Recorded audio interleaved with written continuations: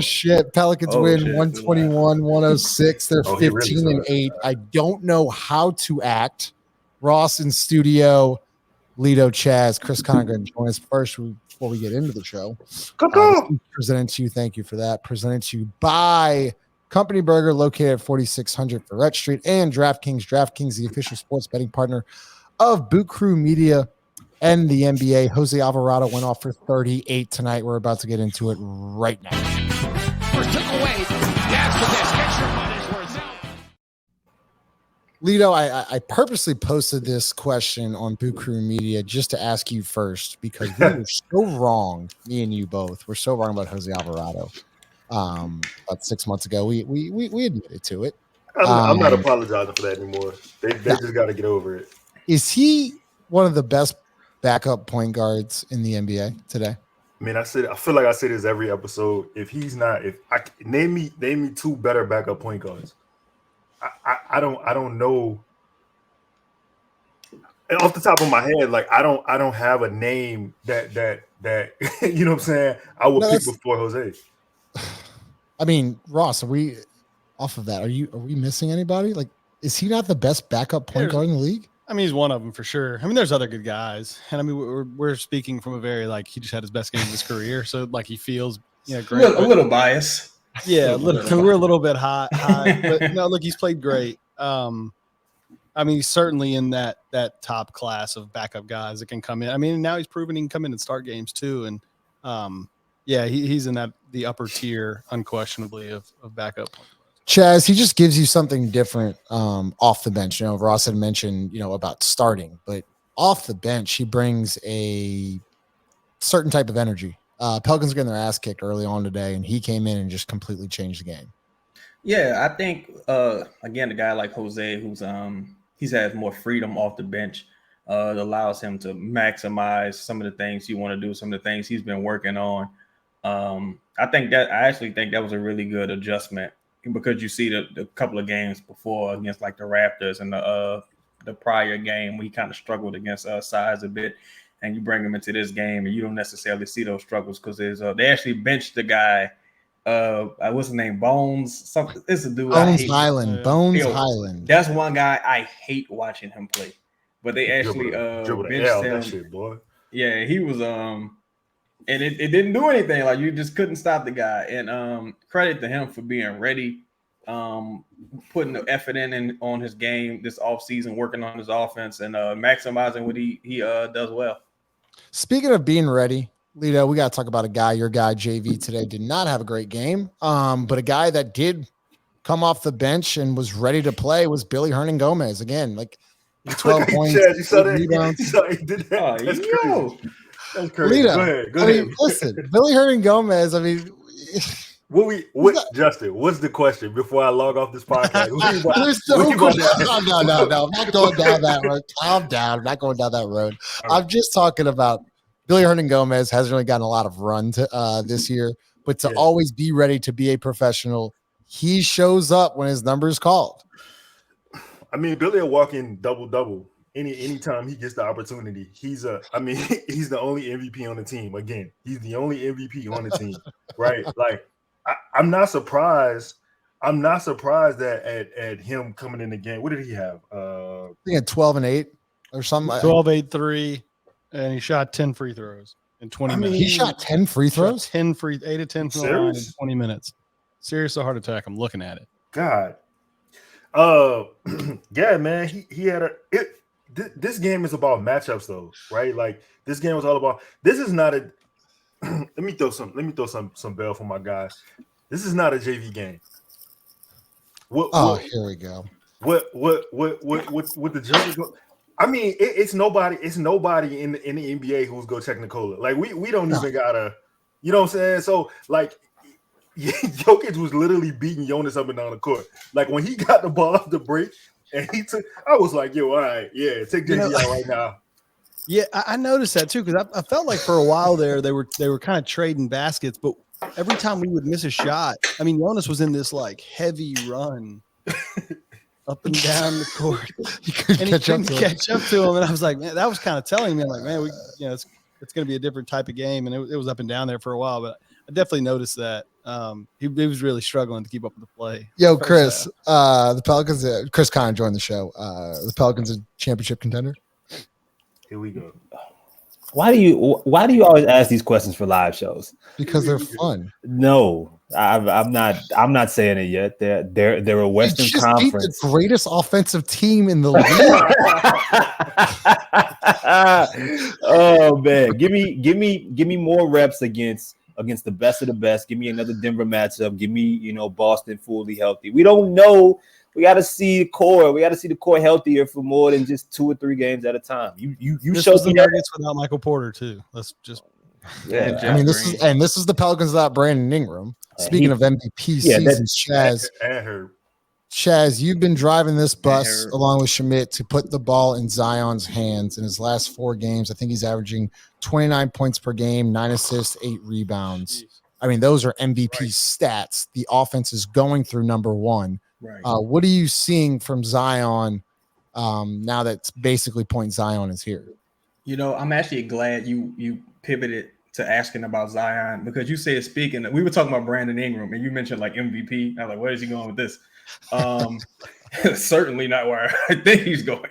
But I think Zion was great. He didn't get discouraged. That's something I was a little concerned about early in this game. I was like, shit, because he had a few that he missed that he usually makes. And you can say that about a couple of guys. I thought his defensive rebounding stood out the most to me. Really got after the boards. Aaron Gordon is a pretty decent matchup in my opinion. I've always liked Aaron Gordon as a player. I wanted him to be a Pelican at one time. I thought he more than held his own in that matchup. And again, they were giving Zion a right lane. Like, just go right, bro. Just go right. And he refused it every time. He could have drove baseline every single time he wanted to. They were giving it to him. And he still just chose to go left. And they still couldn't stop him. And he missed a couple of easy ones. Yeah. The sky's the limit with that guy right now on both sides of the ball if they continue to maximize what he does well. Go ahead, Justin, can I add on to that? I just wanted to say, just to add on to what Chad said, you gave out some outrageous Zion numbers in these last couple of games, but the thing to me that has stood out, I mean, the points are with him, the points go be there. That's not a thing, right. But the rebound and the defense has like stood out. That's jumped off the screen, especially that last game. He was blocked. I think he had 3 or 4 blocks. He's just. It looks like he's just turned a corner in every sense of the word. Yeah, I mean, we'll go then Ross, then Chris. I mean, Ross, you're seeing from Zion, but I'm glad that Chaz and Lito both pointed that out, because I think me and Chris pointed this out on the last podcast. This is rebounding. He looks like he's starting to get his legs under him more. Mm-hmm. It looks like he's defensively, he's been really good energy wise. I mean, what are you seeing from him? And then we'll go to Chris on the defensive side of the basketball. Yeah, he seems to be more engaged off the ball, right? For whatever that looks like, I think he's done a way better job of getting in passing lanes, being way more active with his hands, just getting in the stands. I mean, look, he's so athletic that these are the things, and I hate to keep harping back on like the college stuff, but this was the stuff you saw at Duke was like, wow, he's going to be just a hellacious off the ball defender in terms of blocking shots from the weak side, getting his hands in passing lanes, being athletic. And so I think you've started to see all that, and I don't know whether that's him buying in on some of the defensive principles. I don't know whether that's just experience now that he's been here for whatever it is. It's the first time he's played in 2 years, like an extended stretch of games. So I don't know whether it's just him getting his legs back under him. Like, it could probably some combo of all those things. But overall, I mean, he's a different guy the last 2 weeks. I mean, just a totally different guy. Yeah, Chris, and you've been seeing it more and more. His defense kind of leads to offense, right? Especially when he's rebounding, it's going like he's going coast to coast, and that's really hard to stop. So you've been seeing more of rebounding and then more of scoring in transition. Yeah, listen, I mean, some of the plays that we saw from Zion's first couple years, the oops from Lonzo and company in transition, like those were great. Those were no matter where Zion is with or without the basketball, it's clear. I mean, look at all the opportunities him just deciding to dive opened up for others. The attention, he's always going to have eyes on him. But it's just something about him grabbing a rebound or him bringing the ball up the floor. And, it's a little different, but, he's a pace guy. He gets the rebound, and like you said, it's go. It's just like those practice videos that we saw, in training camp. It's full steam ahead. And nobody wants to consistently get in front of that. And, I was talking about this a few minutes ago with AD on the spaces. It's like, this isn't like Shaq, right? To where, all right, well, you find a way to foul him, put him on the line. He's only going to make 40% of his free throws. He had a night where he shot 12 or 13 the other night, shooting, around 70+%. Eventually, that's going to go up to 80 and so on and so forth. It's tough. And with that passing ability and the ability to finish around the rim and having those weapons around him, he's way more dangerous coming down here with the basketball, running in transition, than he is, running, being the guy ahead of everything without the ball. Yeah, because I'm glad you mentioned his passing. Lito, is he one of the? You can't call him a big. To me, he's a point guard. Yeah, to me, he's a point guard or a wing. But I feel like Lito, we don't talk enough about his passing because in today's game, superstars usually get all the shots. You look at the Kevin Durant's. Not Steph Curry's not the greatest example, but I'm talking about Nikola Jokic. They're gonna get most of the shots. Zion doesn't care about his shots really. It's more about him getting his others involved. And that's what I've seen from him tonight or over the last 4 games. I think his passing is actually his best skill. His passing and his vision while he's passing. Because I don't think he's athletic as they come, but that's not really a skill per se. That's more God given. The thing about passing the ball is you have to understand, for one, where people are gonna be.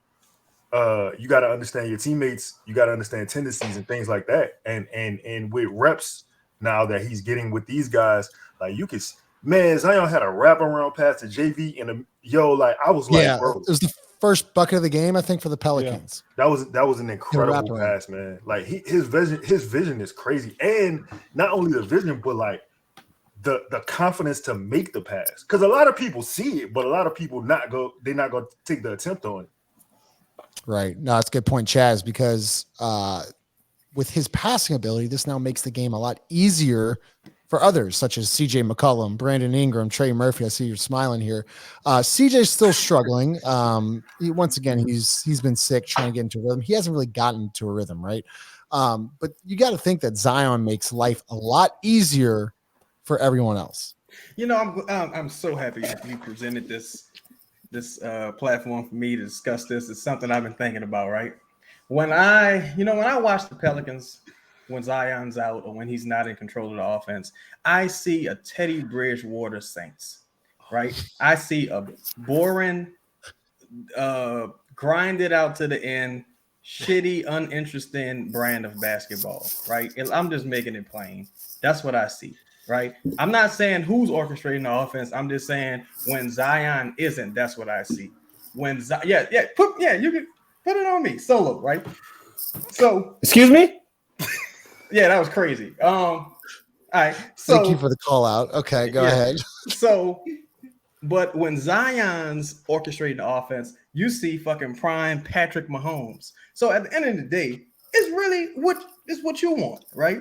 You want to see the Teddy Bridgewater Taysom Hill Saints, or you want to see the Kansas City Chiefs from a couple years ago. It's all about what you want, right? It's all about how do you best maximize your most efficient, most talented scorer.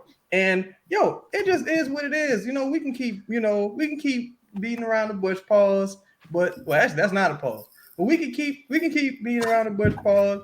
But it's like at the end of the day, it's like, bro, we have the data, right? We have the data. We've seen each of these guys minus the other, and it's just a better brand of it's a more fluid brand of basketball. Other guys are involved. I personally can't see CJ or Brandon falling into a Trey Murphy role like what Trey did today. I can't see them parked on the wing cutting, parked in the corner, cutting, finishing over guys, pause. I just can't see that. It just won't happen. I feel like Chaz. I feel like we have a lot of responses here. I'm gonna go with Ross first, then Chris, and then I think Lito's going. But Ross, you go ahead. Go ahead. A lot to unpack there. Man, Bridgewater, both basketball and non-basketball there. To unpack. Disrespectful. Go ahead. I do want to ask you though. I mean, I feel like the more Zion has the ball, the better. And not today, because I'm giving CJ the benefit of the doubt. I think he is working his way back into something of a rhythm. I thought he played pretty well last year at times. I think the more he's off the ball, the better he's going to look in 2 or 3 weeks. I really do. I think CJ. Oh, okay. I think this is. I think we're working. I think what has happened over the last 2 weeks, 2.5 weeks, is going to ultimately be a very good thing for CJ's production for the next few months moving forward. Because I think you're going to see a more creative player. I think you're going to see a guy who's in a more natural position, and getting him in better positions. I mean, he still is a shot maker, and he's a guy that can get buckets. I think getting the ball out of his hands is going to make him more effective overall. And because I still think, at least offensively, that he's a player that should fit with somebody like Zion. They should be a kind of a natural pair together. So I'm sort of excited to see what that looks like in a few weeks. Yeah, Lito, we'll go Lito then Chris, because CJ has been struggling as of late, and it's okay. But he's a huge part to this team, and especially if this team wants to be, get to the second round of the playoffs. They have maybe championship contenders. What are you seeing from him? Do you think off ball CJ with Zion, with the ball running through Zion, can he understand that role? I think. Yeah, I mean, hell yeah. Like he played with Dame. Like it's not like but so Dame and Zion are, in my opinion, are two different ways. Yeah. Are they? They're a little different. The nerve for you to speak facts. Can he get used to playing with Zion?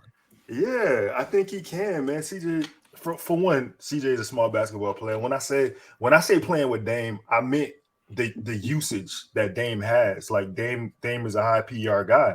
So it's not like CJ always had the ball in his hands, right? Like it would be times where Dame would create and CJ would have to shoot standstill open shots, right? He didn't create it 100% of the time.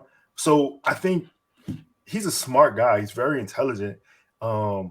He's not gonna have a problem. I mean, once he gets his legs back, and you see the after effects of COVID. I mean, Jason Tatum talked about that last year, how it affected him it had to be like 2-3 months. Like it lasts a long time, bro. CJ's a career 39.5%. He's a career 40% 3-point shooter over however long he's been in the NBA. Like, yes, he's going to be. I'm going to answer that question definitively. Yes, he's going to be a guy that is going to very quickly learn how to fit into this. Okay, like, I'm not worried about. I really am not. I'm less worried about CJ McCollum today than I was 3 weeks ago. Okay, but Chris, I mean, we've talked.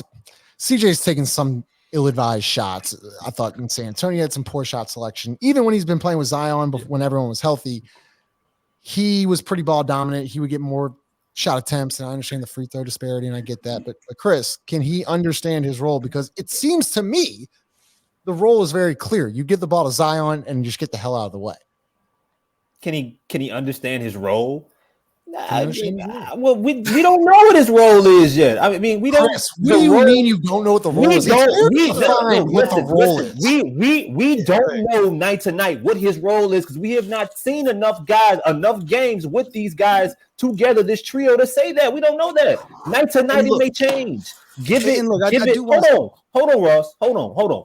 Give it more time. Give it more time. Look, their situation is no different from this show, bro.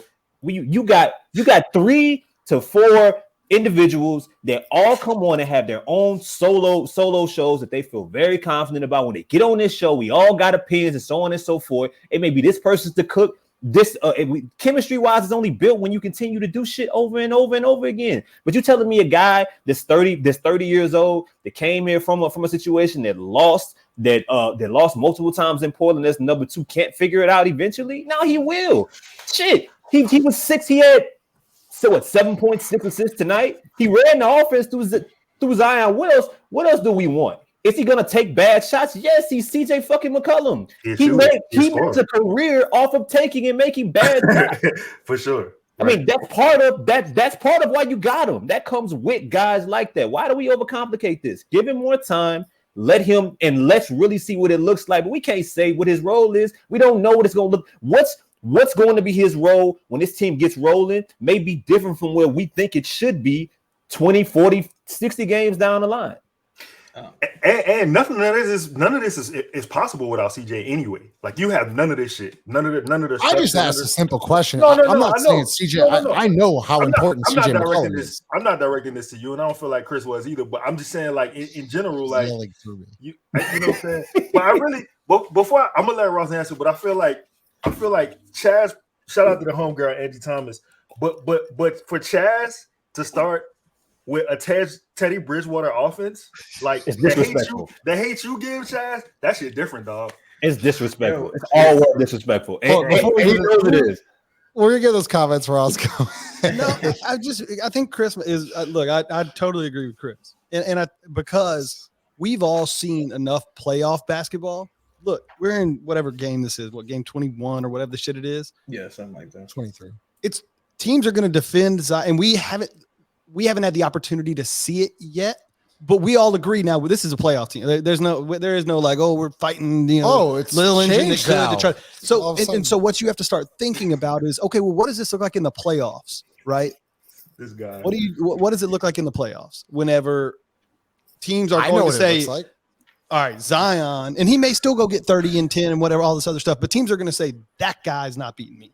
I know. Not him. That's where CJ's. So then what, right? And that's why you've got to let all this play out, because there's definitely going to be nights, to Chris's point, where Zion's either going to get in foul trouble or whatever, and he's going to have to go run the show. And so I think letting all of that play out over the next couple of weeks as people get healthy and we get more experience with Zion running the show is going to be a really useful time. Listen, I agree. I completely agree with everything that was just said. I think, yes, CJ, I understand CJ can understand his role. Now we need to get Brandon, CJ, and Zion all the minutes possible, because that's how you grow. Hopefully Brandon's back on, when we play Tuesday, right? Tuesday against the Pistons. Chaz, you of course just set a fire, so that was pretty impressive there. Lito, though, Ross said that this team is now just a playoff team. Like, it's not even a question of bubble. I remember about a month and a half ago, you ripped me live here actually on this show a month and a half ago that I was crazy that this team couldn't be a top 4 team in the West.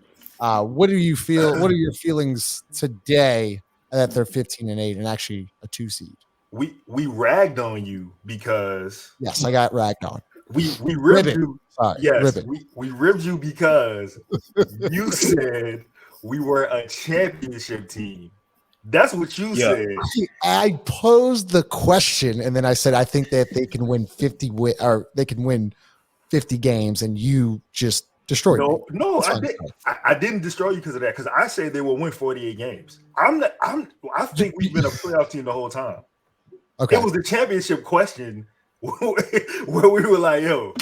Because I'm glad. Because no, and listen, you're right. I'm just ragging on you. I'm sorry, ribbing on you. What is it? Ribbing or ragging? Whatever you got. Ribbing.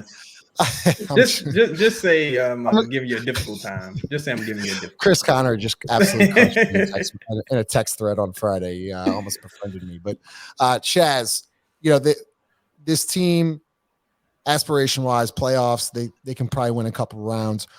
Do you think? And this is a tough question right now, but what does this team? We'll go Chaz and Chris. What does this team need right now besides health, obviously, and playing together? What would you like to see this team add? I'm big on context. I don't necessarily believe this team can win a couple of rounds. I think they can get to the second round. And I say that because this team they've only beaten 3 good teams this year.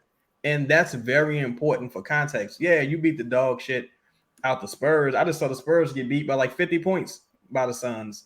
You beat the Warriors who weren't trying, but the 3 victories also, I think, if I'm not mistaken, they all came without your 3 core players. Did all those guys play against Memphis, guys? No, I don't think Brandon played against Memphis, right? No. Brandon, wait. Brandon played against Memphis. The first game? Brandon got hurt against Memphis. The first game. Brandon got hurt. Yeah, he did, because Brandon got hurt at Memphis, so that was the second game he got. Oh, so it was Zion. It was Zion that didn't play the first game against. Yes, okay. It was Zion because he had a bruise. Oh yeah, I remember that. Yeah, so it's just like I need to see these three play together at least 10. I dropped it from 10 games to 7. I need to see Zion, Muddy McCollum, and Sideline Slim together on the court for at least 7 to 10 games so I can properly evaluate these guys, because it's impossible to really say what this team's ceiling is, right? I think also, as far as where we are, I think we got, nobody expected this shit with the Clippers. Nobody expected this with the Clippers. This is crazy what's happening with them. But still, they're taking advantage. They're winning the games they're supposed to win. I think right now you go get a rim defending big, like, my son JV, he looked like he was running in sand today. He was jogging in sand. He tried, but there's only so much he can do sometimes. So, you need to address what's happening on the defensive end at the 5, right? The fact Jackson Hayes couldn't get any minutes against a guy he's historically played well against, it's over for Jackson Hayes. He's out of here. Sideshow Bob has left the building, right? So it depends. Like, that Lakers pick don't look valuable. Do you want to go and hit a single or a double? Do you want to use an asset to go get a Bohan and Nerlens Noel? It just depends on how close you think you are. So you look at rim protection. We'll go Chaz, Lito, and then Ross. Yeah, I'm sorry, Chris, Lito, Ross. I felt like Chris was looking at me like I was crazy. I couldn't stop. Okay. Like, what? Rag on him, Chris. Rag on him. Stop it. Okay. I think my thought about what this team needs depends on what's the coaching staff's plan when everybody's back healthy with Dyson Daniels. I think if the plan is to play Dyson added minutes when everyone's healthy, then I'm probably okay with not going and get another wing player off the bench.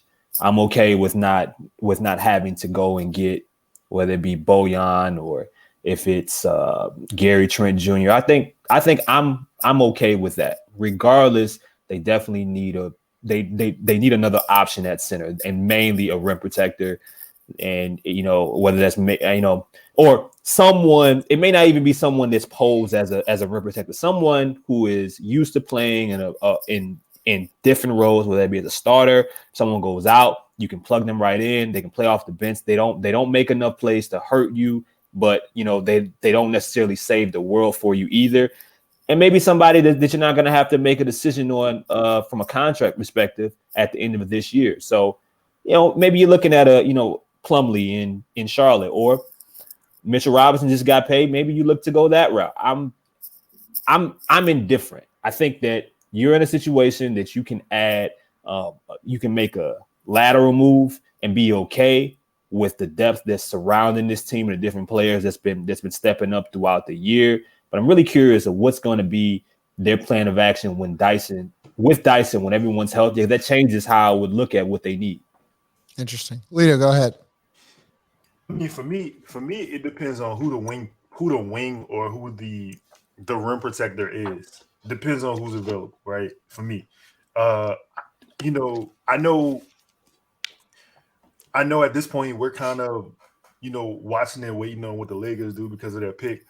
Look, I tweeted a couple of days ago, the Lakers aren't going to be as bad as we think they are. I don't want to hang my season on whatever they do. I'm so tired of talking about the Wemby pick. Like, that's great, but that shit is like AD had 55 tonight. You know what I'm saying? Like, I don't know. You know what I'm saying? And also, like, you keep drafting players, you got to have spots for them to play also. So I think like you got to take all that shit into account. All that stuff into account. Look, man. I'm with Chris about what he said about Dyson, because I do think in Spurs he can provide those things. I think that he's giving you rebounding defensively for sure.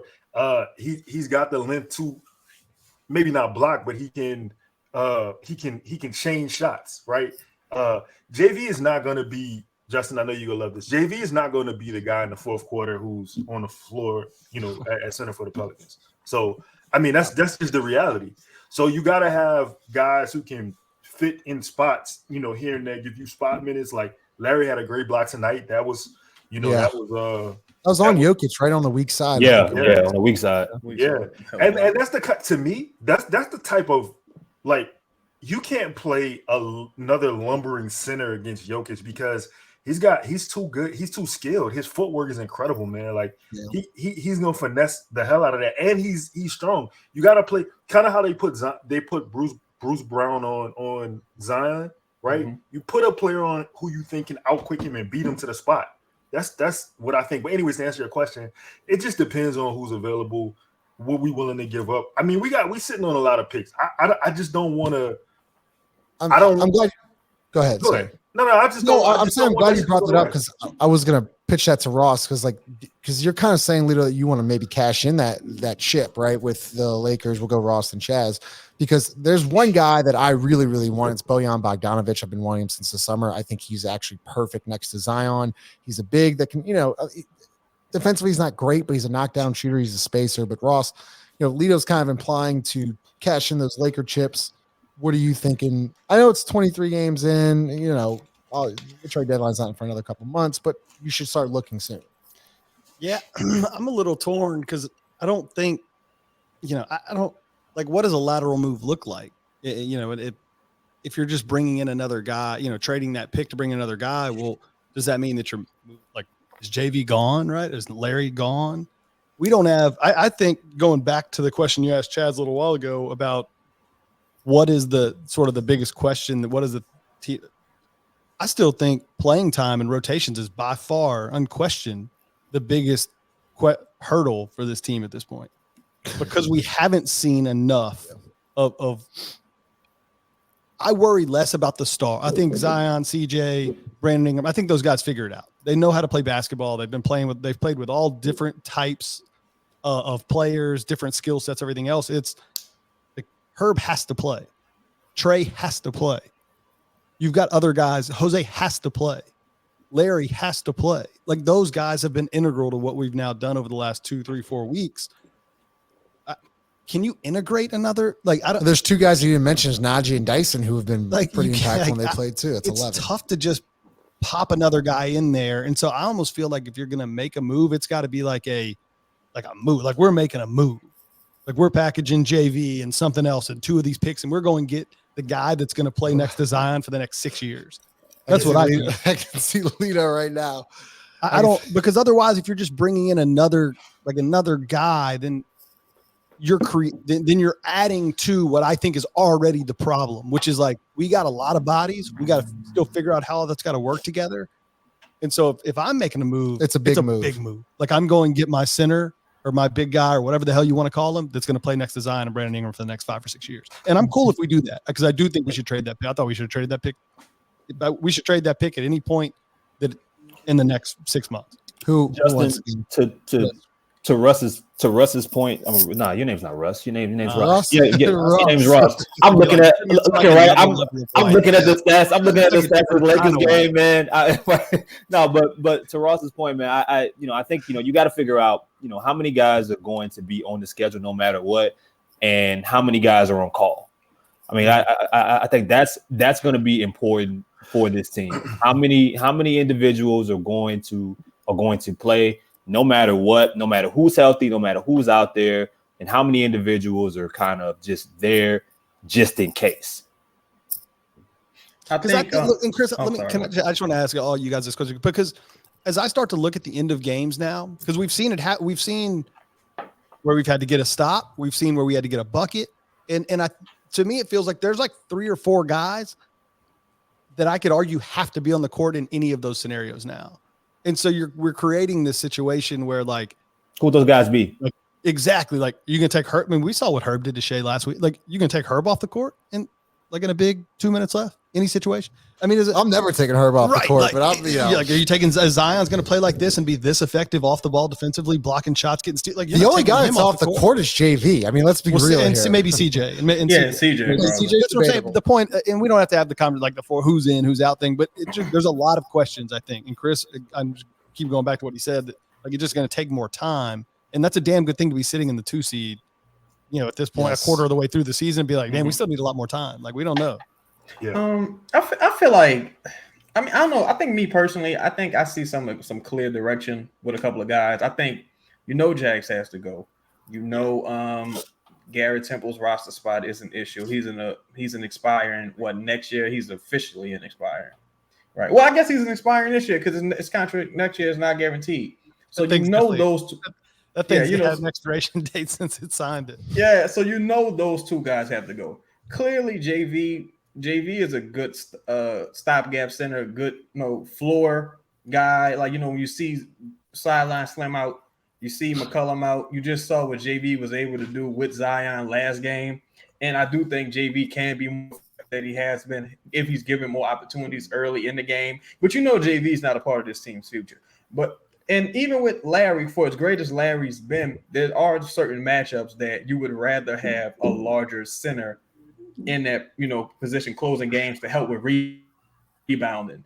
So when you face a guy like Maxi Keebler or one of those really athletic centers, the Jared Allens of the league or what have you, personally, I would, if I had to get rid of some guys, I would only be looking to bring in expiring contracts. Right now, if Shea becomes available, some Bam becomes available, Mitchell Robinson becomes available, that may change my perspective on it, but I would only be looking to go get a guy like Bohan and Nerlens Noel. And the reason I say those two names is because you got Devontae Graham, who's virtually expiring this offseason. You combine that with JB's contract and several other contracts, you can get up to roughly about $35 million, right? So if you bring in a guy if you swap, I don't know, Jax, maybe Kyra, somebody like that, and Devontae for Bohan and Nerlens Noel, it's not hurting you from going big game hunting this offseason. The question becomes, do you want to, or do you feel like you're close enough to give up 1-2 picks, maybe potentially 3 picks to go get a Bohan? Because you're going to have some competition from contenders for guys like that. And also, personally, I don't even care about the Lakers pick. For me, if it was outside the top 4, I didn't want it. Like you got to go. Like that's how I felt about it. Right. But I guess the thing is, do you sacrifice assets for this offseason if it doesn't make you significantly better in the short term? And also you bring in a guy like Bohan. How does that affect Trey? I think Trey is the closing 5 of the future for this team personally. Right. How does that affect Trey? You bring in let's see, bring in the guard. How does that affect Jose or Dyson? You spoke about Najee and Dyson. I think when this team is 100% healthy, the question really only is Najee or Dyson, right? This team's 100% healthy. Yeah. Is either you're going to play Najee or you're going to play Dyson. Yeah. And Lito, that's a fair point by Chaz. Everyone needs minutes. What do you – the depth is pretty crazy. Is it too deep? Because Chaz says – oh, jeez. Go ahead. You do need to consolidate some things. Yeah, you do have because Chaz did say it's either Najee or Dyson. Like you're gonna have to sooner or later choose one because sooner or later they're gonna be fully healthy. Yeah, I mean, again, that's the point that I was trying to make about the Lakers pick and all the treasure trove of picks we have. Like at some point you go have to play guys. Like guys, you can draft and stash. You can do if you think about it. What's the Carlo, my other son. You got him. You know what I'm saying? Waiting somewhere in Europe, right? EJ Liddell coming back next year. Like hell, Kyra's been however you feel about him, he's been lighting it up in the G League. So I mean, at some point, like you have to make a decision on. You got. I mean. In my opinion, right, there's probably 3 roster spots that, Who are they, Lito? Name names. Who it is? You could clean up. 2 of those guys didn't play tonight, so there's that. Okay. Brandon didn't play neither, so that's one. Go ahead. Yes, you're not going to do this right now. Absolutely not. Absolutely not. Go ahead. Who else you got?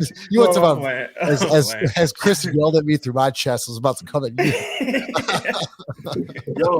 I mean, yeah, man, but I just think that especially we talking about additions. I mean, stylistically, hell, we ain't been healthy to see how we really play together yet. So I don't addition wise, like I don't know how you can't determine that until Brandon is. You see Brandon, Zion, CJ for maybe 25 games. But I mean, that's in a row. Yo, I'm saying that's all I'm praying for right now, and I don't feel like that's a lot. You know what I'm saying? But you gotta, in order to build on something, you gotta start somewhere. And like, unfortunately, we haven't had the help to know what we need to add, right? Because like, we're just not healthy. So basically, all I was saying, we need more playing time. Plus, if you're going to make a move, don't make a lateral move. Go. For at least a home run. Well, it depends. Because you bring up an interesting name, Chaz, is Bam Adebayo, who I think would be actually I think he'd be available this offseason. You're cashing in for Bam? I'm cashing it all in for Bam. Bam. I'm cashing in. I'm cashing in. I would too. Yeah. So y'all think Bam Adebayo is the home run hitter? I'm saying right today, I would call Miami right now. I'd cash it all in for Bam today. Yeah. Miami, because Miami's interesting. I know it's a free agent destination, but Kyle Lowry's starting to get old. Jimmy Butler's starting to get old. Old, obviously. So are they maybe at a kind of crossroads where it's like, but the problem is if you're at that crossroads, Bam isn't the guy you give up. Like it's. But if you need picks, that's true. If you need promising young players, I don't know. I mean, and it depends on how much you think Jimmy Butler has left in the tank. They got some shitty contracts over there between Tyler Hero. You can't pawn Duncan Robinson off on anybody. Yeah, you can't get rid of him. Taking down to the grave. They ain't cap hell. And the only thing I do like Bam, I really do. I think Bam is a elite defensive player. And the thing, especially when you talk about centers, you talk about matching it with Zion. But man, it don't matter who has center because Zion gonna make a way for Zion. Like Zion can play through. Yeah, he's gonna make a way for himself. Oh yeah, but it's just that rim protection on the defensive side. Right.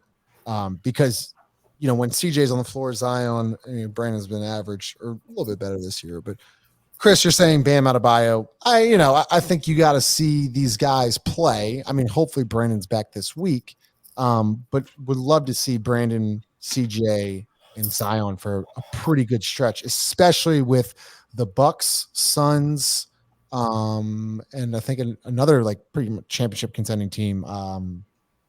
In these next 8 games. Chris, before you answer that, can I say one thing? Yes.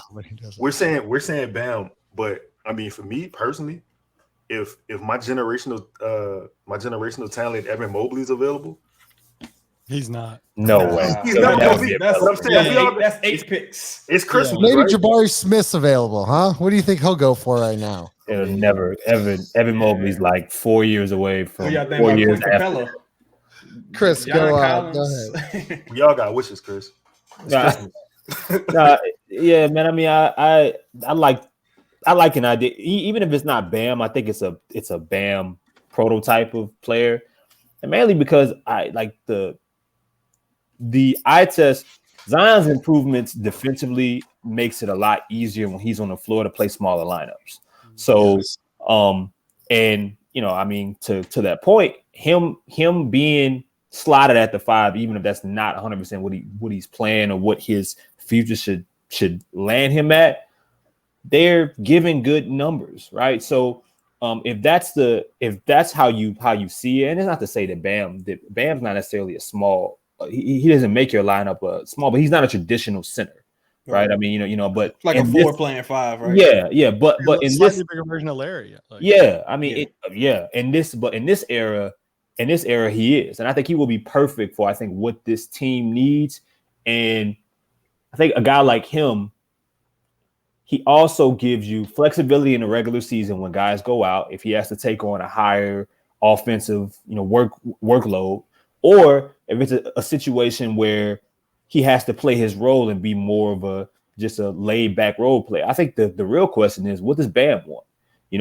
He's been in Miami for a period of time. And he went from being a guy that was next to kind of take the reins to, okay, we just added Kyle Lowry. Jimmy Butler's still important here. We just paid Tyler Hero. You're kind of like, you went from being in, number 2 to maybe 3 or 4, depending on the night. So I'm really curious when we talk about accepting in these kind of talents, it's very important to sometimes think about, all right, well, what is that player looking to do? He's been to a finals already. Yeah. Is he looking to be a star in this league? Is he looking to have a higher usage rate because he won't get it here? or is he looking to be a piece of a finals contending team? Ross, Do you go into the tax for him, Ross? And he probably remembers this summer when his name was coming up a whole hell of a lot in Kevin Durant discussions too. So that kind of stuff sticks in the back of people's mind. Lito, last thing, we're going to close out here in the next 5 minutes. Some people have been pretty hard on the coaching staff. Can we start giving some credit to head coach Willie Green and his staff for making adjustments, giving the ball to Zion? His rotations have been a lot better. Defensively, they've digged in. Offensively, they've been fantastic. I think they're top 10 in both categories, offensive and defensive rating. What have you liked from them? We'll go Lito, Chaz, Ross, and then Chris. I mean, they've done a lot of things right. They've inserted the guys into. I like how he switches the lineups up. You know what I'm saying? He's starting Jose and then he starts Dyson and he kind of see who gels together with that starting lineup. Trey's been starting. Obviously, people have been in and out. They've been injured, so it's not like I'm not trying to be negative, but the thing It's is, okay to be negative. sometimes he didn't really have a hand in who plays. You just had to play who was there, right? Like guys is hurt, guys is out. So yeah, Brandon's out. I gotta start Trey. Herb is out. I gotta start Dyson because you got to get the defense from somewhere. At that point, you're trying to inject the same type of player into the lineup. But I will say, he put Billy in the game tonight. He put Billy in the game the other day, right? So Willie has a lot of pieces that he's trying to figure out, as well as like the rest of the coaching staff. It's just a lot of talent on the team. He's trying to figure out the right buttons to push. Last thing though, this is my last point. I want to say, yes, I can shoot. And I want to say, I don't want to understate what Jose did tonight. Like he was huge tonight. He was the catalyst for the whole win, in my opinion. The Nuggets were giving Jose the Steph Curry treatment. Bro, they started chasing Jose around screens. That shit was crazy to me. Like they were leaving their man to try to cover whoever picked Jose's. Like it was just insane. Like and he was just. It's another Willie Green move, though. I mean, back to the coaching staff, Chaz. Willie's been. Was that a Willie Green? How is that? Does Jose usually come in that early into games? I thought he was in the second quarter. I think it's some foul trouble. Trey had like 2 fouls. Trey had some. Okay, I mean it's a fair point. I'm just saying, maybe it's a good move. Maybe it's not a good move. Maybe he's just. I give it into Chaz. Go ahead. I agree with a lot of what Lito said. I give it an incomplete.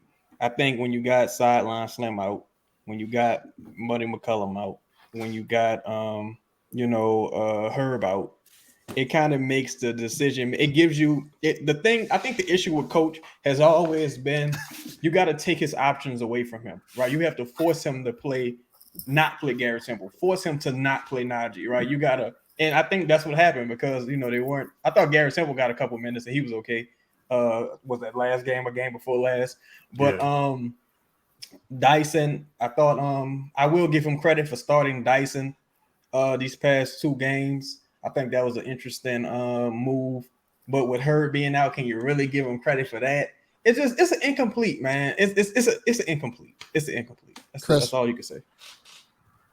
I mean, I agree that it's incomplete from some perspectives because you want to see really what it looks like when everybody's available, when it's a little bit more tough. But there are some smaller things that I think deserve credit. Like I think that putting Dyson Daniels in the starting lineup after originally you put Jose Alvarado there. You said, nah, Jose deserves to come off the bench.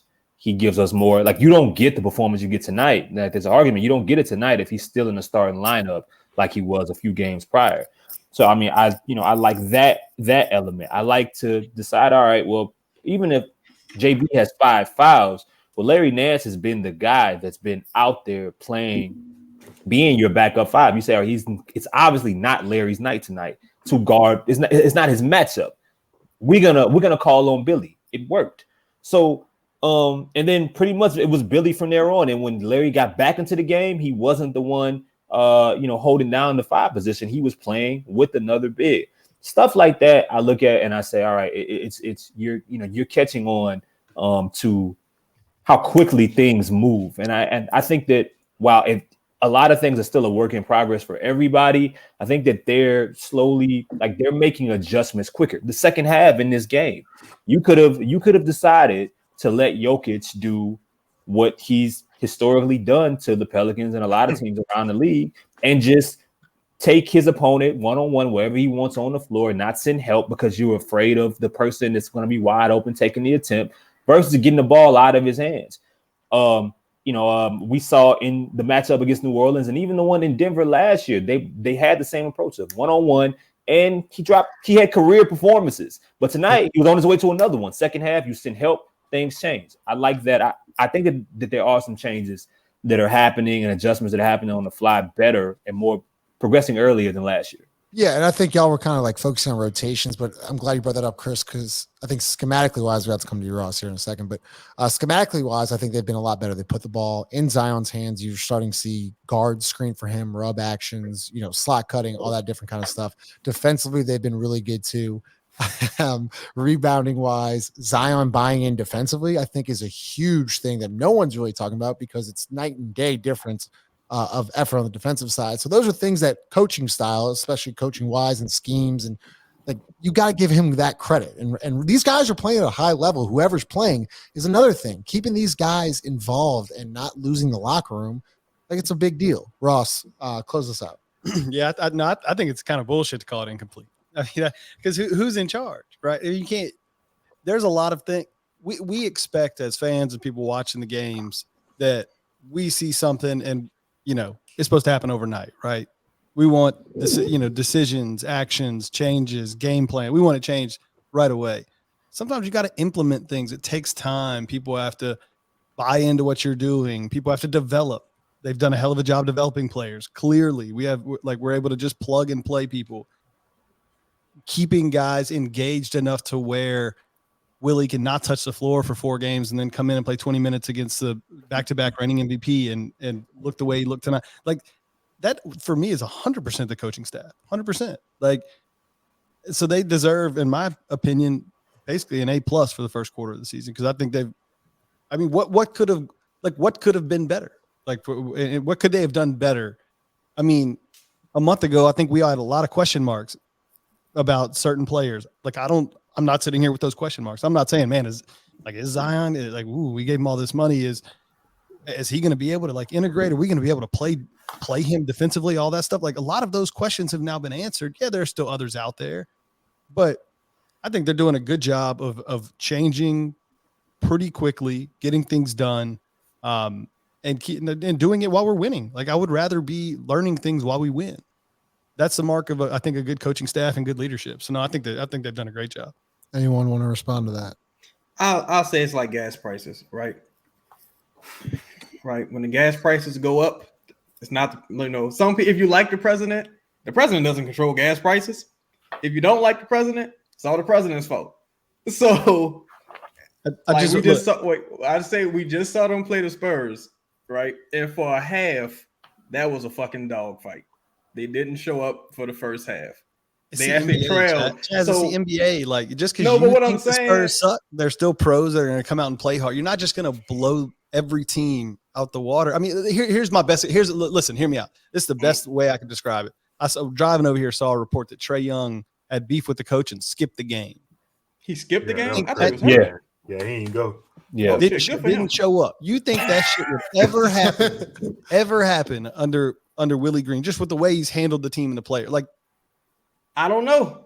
I honestly don't know, because again, I think there's micro things, right? Like, I question, how do you reel in a guy like CJ a little bit? Do you talk to him? Do you hope he figures it out? How do you reel in Brandon a little bit? Do you talk to him? Do you hope he figures it out? Did you convince Zion to play defense? Was it the $28 million? Because that would have convinced me. Is it just he's in better shape?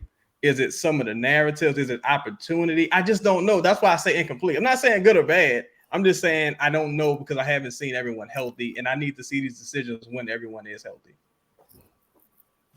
And you're good, Lito. Go ahead. Nah, I feel like I'm not saying that Willie hasn't done a good job. I don't want it to come across as that, but when you're asking me as far as like certain guys, I was saying like if your hand is forced, you have to play certain guys. Like that's right. So there's not much of coaching going on right there. But I'm not saying that because they did start putting the ball in Zion's hands. Like they're like Chris said, it's been subtle instances of things that have happened. We've been saying for the entire season now we want Trey to get more than 12 shots a game. He's had 15, here and there. The last game he had 17, I think. And just the confidence of him putting the ball on the floor. I think Willie's influence is in all of that. But the rotation-wise question is where I was. So yeah, I mean, getting guys ready to play, as you were saying, like you have to play these guys. Well, those guys have to be ready too. And I think that Willie's done a great job. Dyson Daniels come in the lineup and not really anything's changed. Trey Murphy's come in the lineup multiple times. Nothing's really changed. Chris, you can close this out, but I don't know if you have anything to say off Chaz's and Ross's back and forth. I mean, I think that there's a point to both of them, to be honest. I mean, Chaz's view in regards to his opinion about coaching and how it affects the long-term side of things is different from maybe where Ross's is right now, and it's more like day-to-day and detailed and so on and so forth.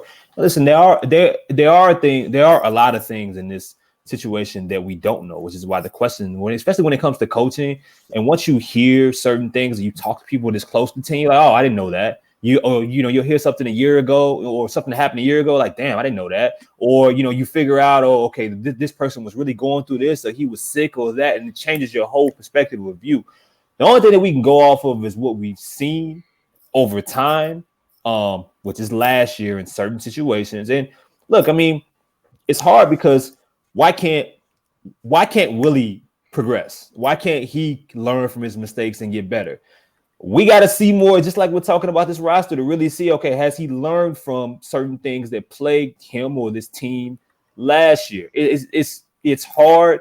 And if Chaz is saying incomplete, it might not be from, all right, well, it may be simply, I need to see, to the same question, to the same point of when we're asking about, is this team a championship contender?